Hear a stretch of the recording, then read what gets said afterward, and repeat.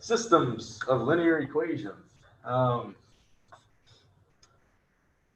And so you may recognize linear equations. We talked about that earlier in the semester. Was at 1.1. And we've been graphing linear equations because we've been graphing lines, which are represented by linear equations. That's the loudest part.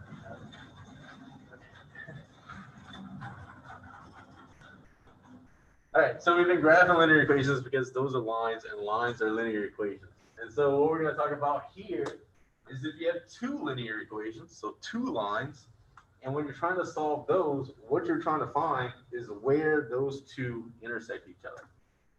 Okay? So that's what we're going to be using, or that is what we're going to be trying to find. And we're going to talk about two methods. One method we've actually already used when we did linear equations. We talked about setting up word problems and then solving for one of the variables and then solving for the other one. That's one method we're going to use. And then there's another method, which is probably a little bit easier.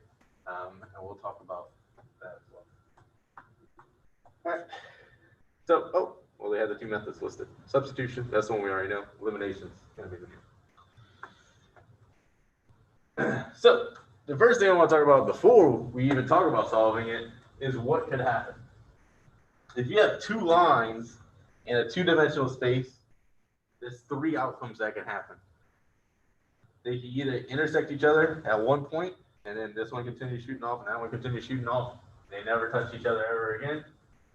That is what we call consistent and independent. So there's only one point, some x comma y, where those two lines intersect each other. The other thing that can happen is they would never intersect each other. They fly through the two-dimensional space, never intersect each other, and in that case, they are parallel lines.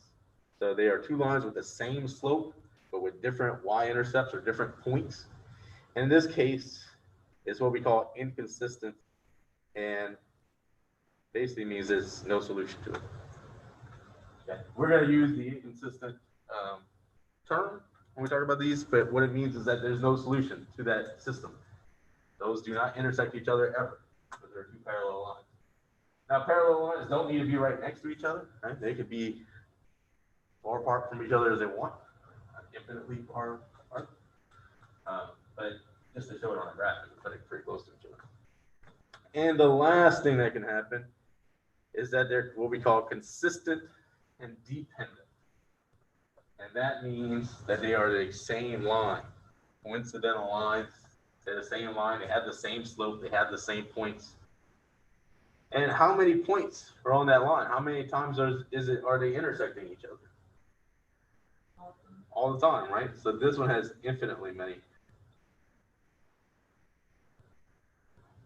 solutions.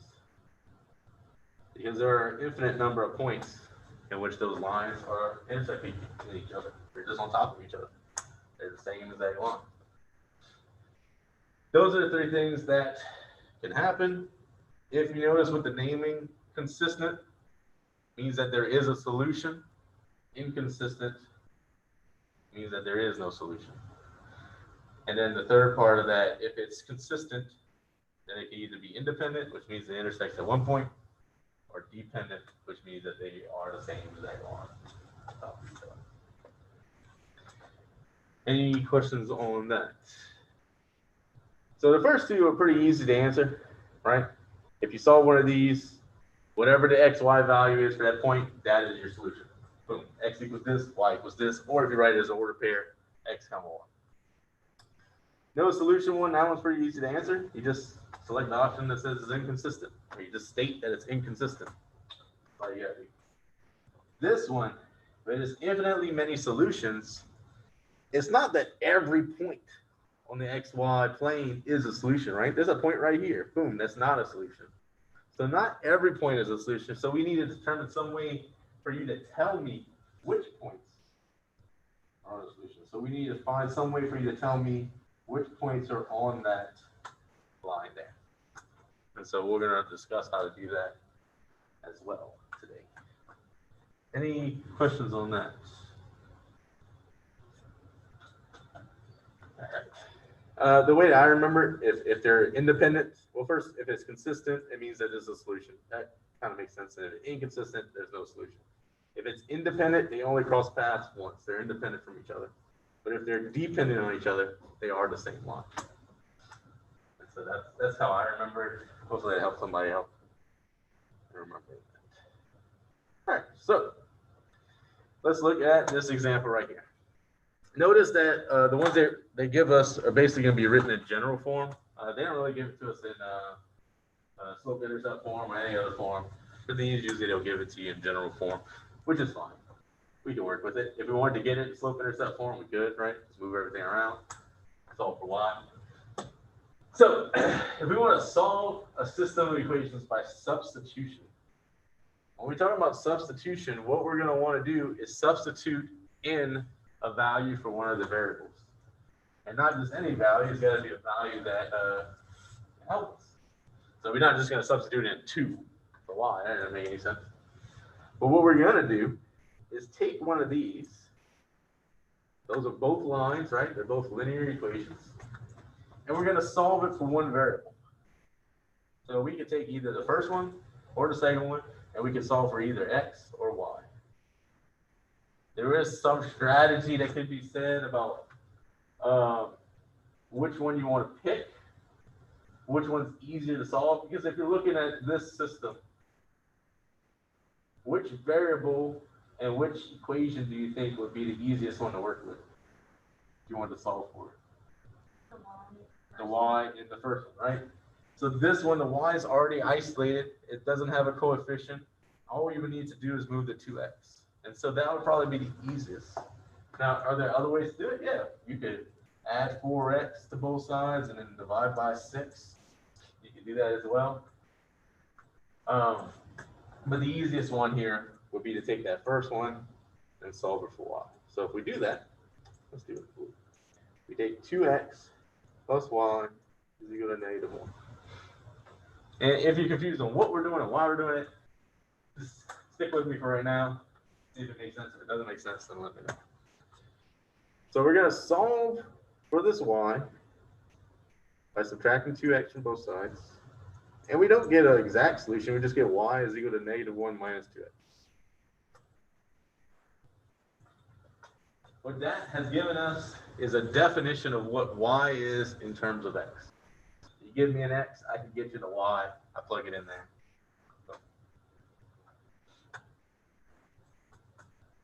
Any questions on that? What we're going to do is instead of having a y right here, we're going to take this, what y is, and substitute that in there. So if we take that other equation, 4x plus 6, and we substitute what we know y is, we're going to put -1 minus 2x is equal to 42, which we had solved that is y right there, right? You don't need to put a y right there. I'm just trying to show you that that's all we're doing is replacing that y. So that's why they call it substitution, because we are substituting in one definition for a variable for that variable, and that's how we're going to solve it. Questions on that so far? So if you see what we end up with is we end up with a linear equation, and that linear equation is in terms of just one variable, just x. So that means I can try to solve it. So let's go ahead and let's evaluate it. We're going to take the 6. Let's distribute it. Let's just switch all the red here. So minus 4x minus 6 minus 12x is equal to 42.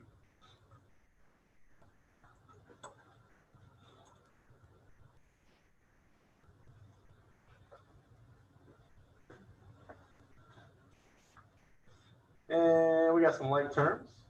Got negative 4x, negative 12x. So we combine those to be negative 16x minus 6 is equal to 42. And then if we add 6 to both sides, we have negative 16x is equal to positive 48. If we want to isolate the x, we're going to divide both sides by negative 16. And we end up with x is equal to, what is that going to be? 3, negative 3. All right.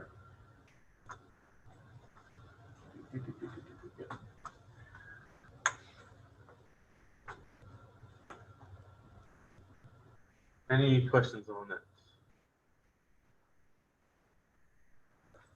Got it? Okay. All right, so that's only part of our solution, right? Because we know that they intersect each other when x is negative 3. But what is the y value going to be? We need a point, right? Singular point. It's either a point, no point, or the whole line. We'll talk about those other two situations later. But if x is negative 3, how do I find the y value that goes along with it? Plug it into one of those problems. Plug it into one of those. Does it matter which one I choose? No, it should work out for either of them. We're going to plug in a negative 3 and then solve for y. So I say let's use the top one. That one's easier to work with. So we'll do 2 times a negative 3. That's the value we got for x. Plus y is equal to negative 1. And that will result in what? Negative 6 plus y is equal to negative 1. Let's add 6 to both sides. And y is going to equal 5. And so our solution here is going to be when x is negative 3, when y is 5. This is consistent and independent. And the solution is either written as x equals negative 3, y is equal to 5, or the point negative 3, 5. So if you were to graph those two lines, they would intersect at the point negative 3, 5.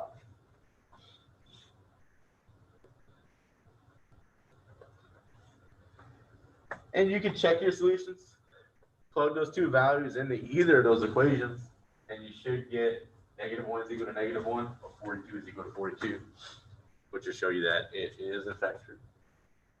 Do you have to check it? No, you don't have to check for these. But I mean, it's a good idea to check it if it's, you want to make sure you're, you know, precise. Any questions on that? So substitution is kind of, I always think that's the old way of doing it because that's how I was taught. But there's a better way.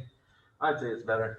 But either way is viable. And if you get stuck on the other way I'm about to teach you, you can always go back to substitution. It just takes a little bit longer, I always think. Any questions on it? All right. Let's talk about elimination. So the names of these are nice because substitution, we're substituting in a definition of a variable for the other variable. In elimination, what we are trying to do is we are trying to eliminate a variable. We want to get rid of one variable. So that way we only end up with an equation with one variable. Now the way that we do that is kind of interesting. So for elimination, what we're going to do is basically add our two linear equations together. We're going to take 2x plus 3y equal to 1, and negative x plus y is equal to negative 3. Now, if we add them right now, what would happen? 2x minus x would end up being just a 1x. 3y plus y would end up being a 4y. And a 1 plus a negative 3 would give me negative 2. So that doesn't eliminate anything, right? We just end up with x plus 4y is equal to negative 2. So that's not good. Is there something I can do to one of these equations that would give me an equivalent equation so that when I do add them up, they cancel out? Multiply the second one by 2. By multiplying the second one by 2. So let's try that. And that's completely legal as long as I do it to the left-hand side and the right-hand side, right? Still going to be an equivalent equation. So that first equation is going to remain the same. Let's rewrite it. So we get 2x plus 3y. Let me make sure I leave enough room. Getting sloppy. Oh, there we go. You get 1. And then our second equation, we're going to multiply a 2. And so we end up with negative 2x plus 2y is equal to negative 6.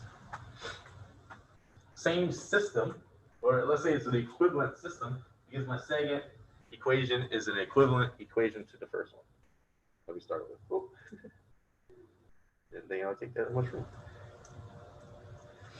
So now we're going to add these.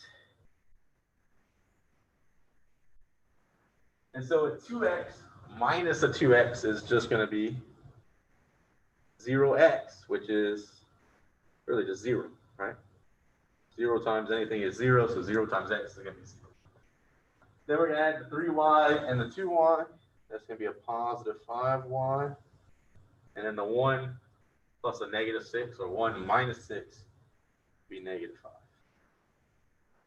So what we've done is combine our two, add our two linear equations together, and we've gotten rid of one of the variables. We've eliminated the variable. And now this becomes a linear equation I can solve. Divide both sides by 5, you get y is equal to negative 1.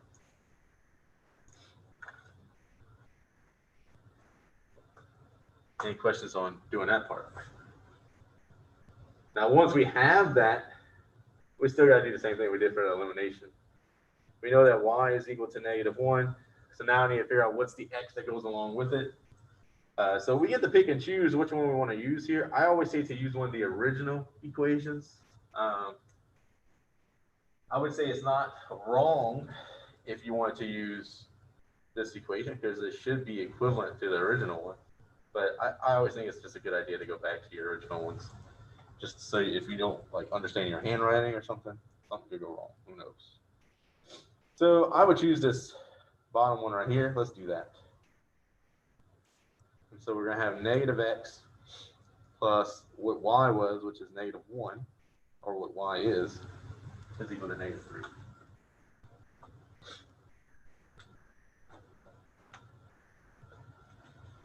And we just got to solve for x. So I add 1 to both sides. We get negative x is equal to negative 2. Divide by negative 1, or multiply by negative 1, whatever you like. And so x will equal 2. So that means that for this system of linear equations, they intersect, or the solution is when y is negative 1, x is negative 2, they intersect at the point 2, negative 1.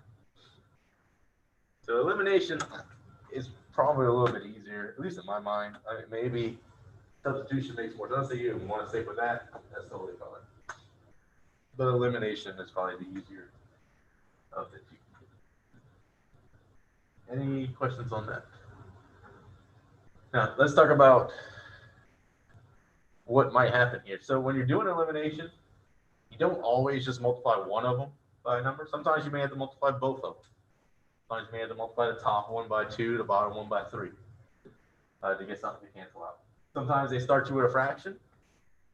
You are completely capable to multiply that equation by the denominator and get rid of that fraction before you even start. You can do that. Okay? I think I have one like that for tomorrow set up. So all the things we've learned before that you can do to an equation are on the table. You can do all that stuff. But what you're trying to do is add up those two linear equations and eliminate one of the variables. Get 0. Make their coefficients cancel each other out. Any questions on that? All right. And then we got the little steps. I think I took this from the book. Rules for obtaining an equivalent system of equations. Oh, these are the two things. These are the things you can do. You can interchange any two equations of the system. What that means is you can put them in different order. I don't know how that's going to help you. You can multiply or divide each side of an equation by the same non-zero constant. So you don't want to multiply by 0. That's going to kind of mess things up. You're just going to get 0. equals 0. But you can multiply or divide both sides of an equation by the same non-zero constant. And you can replace any equation in the system by the sum or the difference of that equation and a non-zero multiple of any other equation in the system, which is what we do when we add them up.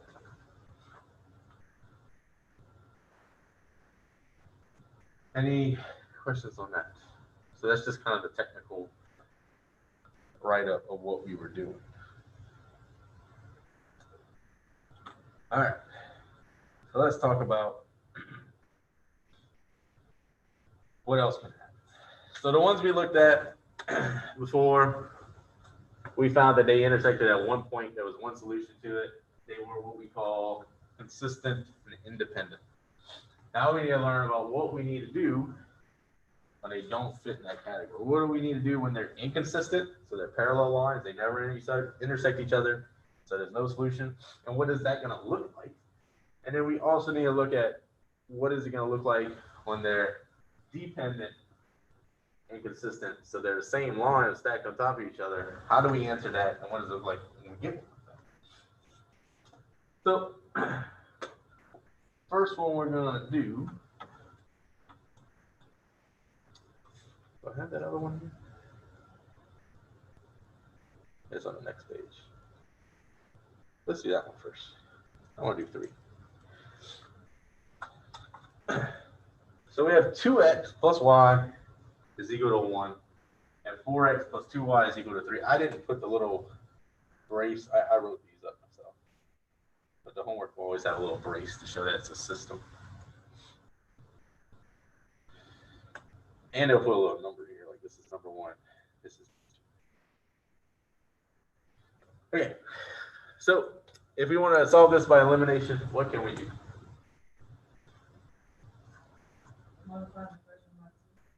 Multiply the first one by 2. All right, let's give that a shot. Let's make this a little larger. That way I can write one. So we're taking this one, and we're going to multiply both sides of it by 2. Why negative? You wanted to cancel out, so you wanted to be a -4. Yeah, so we're going to do -2. So that first equation is going to be -4x minus 2y is equal to -2. I missed the chat. Oh, yep, we got it, -2. And let's rewrite the second one. We got 4x plus 2y, and you may see what's about to happen here. Is equal to 3. I know I see it, but I think you're wrong. And so if we add these, what are we going to do? We have -4x plus 4x, that's going to be 0. We have -2y plus positive 2y, that's going to be 0. And then we're going to have -2 plus 3, which is going to be 1. And 0 plus 0, we know, is 0. So we get 0 is equal to 1.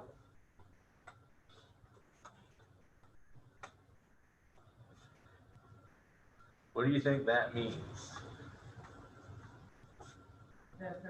They're parallel lines. This means this is a false statement, right? And if you get a false statement, something that's always false when you're solving an equation, that means that there's no solution. But since we're talking about systems, we're going to say this system is inconsistent. It's an inconsistent system. They are parallel lines. And if we made these into slope-intercept form,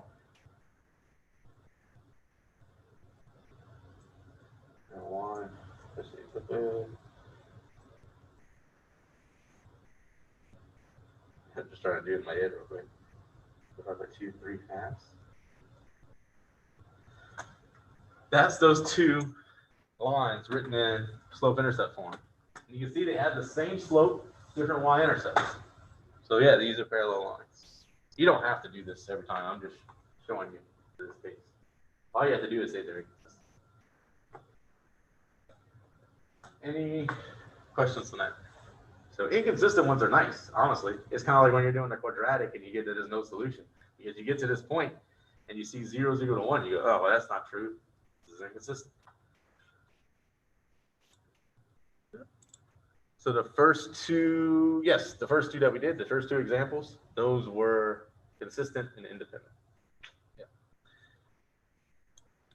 Any other questions? All right, so inconsistent, good. Those are nice. Now let's go back to this other one. I like teaching in that order. All right, so we got these two equations. It's the system of equations we got. Just 2x plus y is equal to 4. Negative 6x minus 3y is equal to negative 12. And you can read all this stuff. This is in the notes. I mean, it's kind of what I'm going to talk about once we work through this. How will we go about solving this one? If you want to do elimination. If you want to do substitution, you can, but if you want to do elimination, what would you do? Multiply the top equation by 3. By 3, that would give me a positive 6x. Okay, let's do that. And we're going to do it on both sides. Don't forget the right-hand side. That's a common error. And so we're going to end up with 6x plus 3y equal to 12. And we had the other equation of negative 6x, and you may see it now, is equal to negative 12.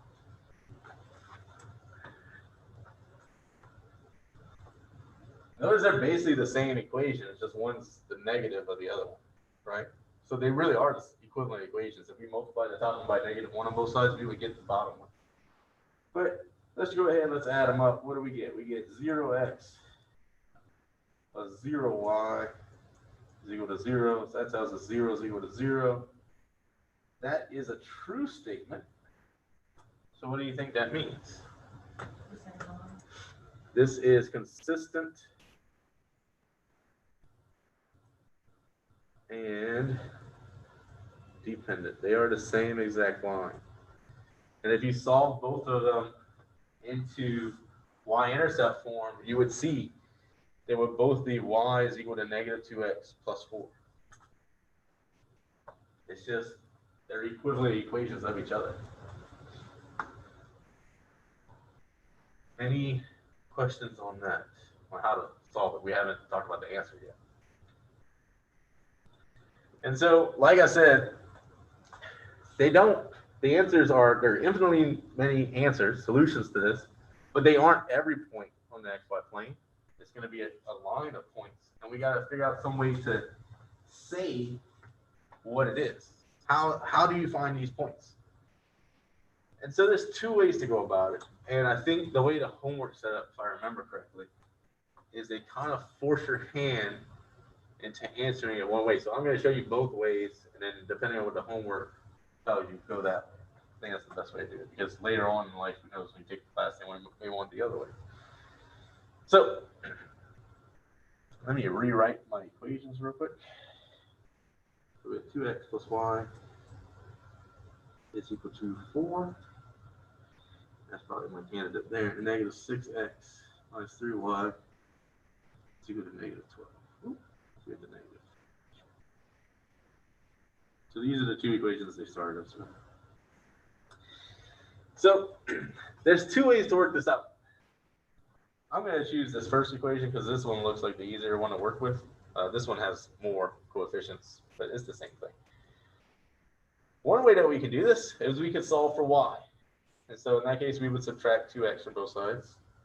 And we get y is equal to 4 minus 2x. Right? Or you can write it as negative 2x plus y, whatever you want. That's the same thing. But if you tell me this, you can give me, or I can give you an x value, and you can tell me what the corresponding y is. Right? If x is 0, y is 4. If x is 2, y is 0. If x is 1, y is 2. Right? You can give me any x, I can tell you what the y value is. Boom. So one way that you can answer this,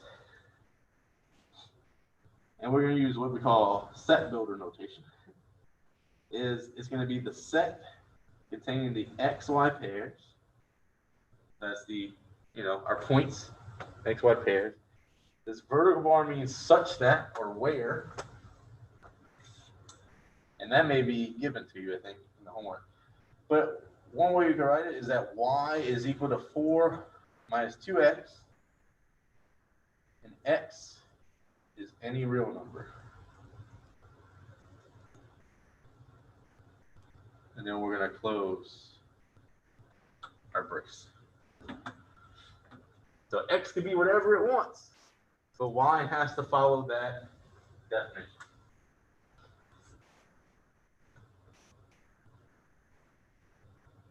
Any questions on that?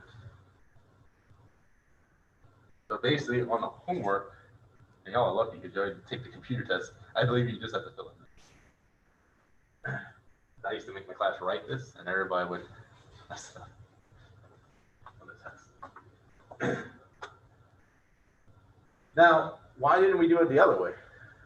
Could we do it the other way? Could I solve for x in terms of y and say y could be any real number? What do y'all think? Does anything stop me from doing that? No, there's not. So that is another way that we can do it. So do I have room? Yeah, I got room. So my original equation was 2x plus y is equal to 4. Let's solve for x. So we're going to subtract y. And well, I'm trying to stick to a different color palette. So we'll subtract y. And so we'll get 2x is equal to 4 minus y. And then we'll divide by 2. And so we end up with x is equal to, let's write 4 minus y over 2. You could write it as 2 minus y over 2 if you wanted to, but I'll just leave it like this. And so now we could write it the same way, but this time we're going to use x as definition. It can be as any xy such that x is equal to 4 minus y over 2. And now y is any real number. Both of these are perfectly good answers for this problem. Because you're saying that one value could be whatever it wants, and you're telling me how to find the corresponding value. If I recall correctly, I looked at the homework, but I don't remember looking at that. But they're gonna tell you answer it as y defined in terms of x or something like that, or x defined in terms of y, and that's going to tell you which way you're going to do it. But in the reality of mathematics, both of these are both of them are right. Just pay attention to how that question is asked. Let me go look at one real quick. Any questions on that? Let's see. 5 real quick. 12.1. Oh, I'm going to switch to share. Desktop.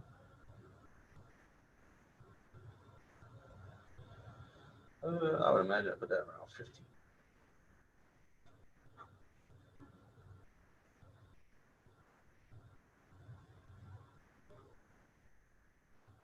Yeah, so you can see, you're able to see it already.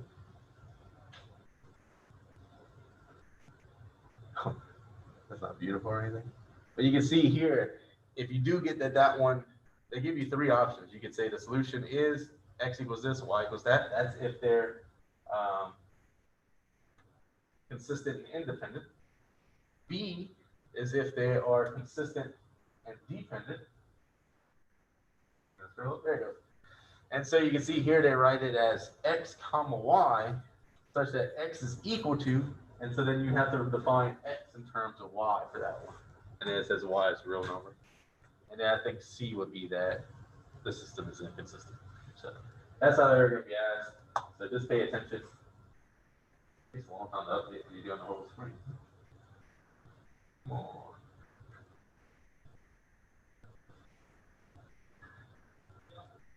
Let's stop and restart the share. Oh, there it is. The system. So that is the way it's going to be asked in the homework. So just pay attention to that. I don't want you to get bogged down by the method that the homework is done. Really focus on the math. Any questions on those? right, we could probably do 1 or 2 examples. Which one do I want to do?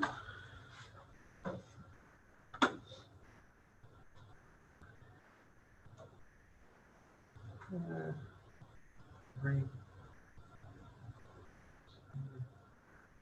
Let's do 4.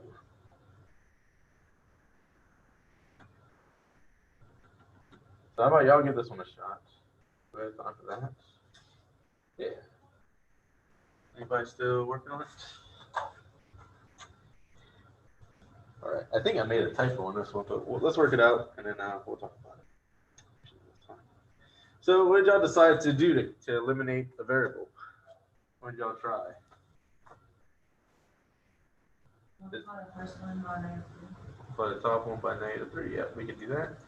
There's a lot of different things you could do. You could try to cancel out the y, multiply the top one by -2. We'll do that. Or you can multiply both of them by different things. I mean, there's infinite number of ways to do this, honestly, if you want to be completely honest. So this would be -3x. I'll just rewrite that. Minus 6y is equal to -12. Don't forget to do the multiplication on the right-hand side. I know I keep saying it, but it is often I see people do it. And this is going to be 3x plus 4y is equal to 8. And so let's add them up. Let's see what we get. It's going to be 0x or 0, which and then -2y is equal to -4. And so we're going to end up with -2y is equal to -4. Divide both sides by -2. And we get y is equal to 2. That's multiplied by -3. Yep. And so once we have that value for y, now we know it's what? It's consistent and independent, right? If it was dependent, we would have got that it was like 0 = 0 or 2 = 2, or we would probably get 0 = 0 with elimination. If it was inconsistent, we would get like 0 is equal to 4. So now that we've got this one value, it directs us that this is going to be consistent and independent. I always have to think about it. I'm like, okay, what's the word? All right, so to find what's that x value that goes along with this y, let's go ahead. Let's work back with that first one. That was a easier one to work with. We're going to plug in the 2 there. So we have x plus 2 times 2 is equal to 4. And so x plus 4 is equal to, this is kind of the route I was hoping I would go with, but we can talk about it after. And you subtract 4, and so you get x is equal to 0. And so that means that these intersect when x is equal to 0 and y is equal to 2. And that's going to be the solution. Any questions on that? No. If you went the other route, this is kind of what I was hoping y'all would do. And I'll just start it from here. If you multiply both of them by -2, try to cancel out the y, you end up with -2x minus 4y is equal to -8. And then the other one is 3x plus 4y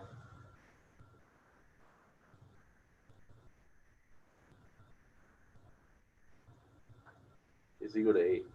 And I remember seeing a problem like this. So you end up with just x plus 0 is equal to 0. There's nothing wrong with that. X can equal 0, okay? That's still a valid solution. Take that 0, plug it back into one of the original ones, and get your y. Okay? People would get here and see x is equal to 0 and go, does that mean there's no solution, or does this mean any solutions? But no, it just means that it's 0. Okay? Not a big deal about it. Any questions on that? If you look at this problem in the notes, it is a typo. When I started working it in my head, I noticed this is supposed to be a 2 here. But yeah, but it's still not a bad problem. Anybody have any questions on anything?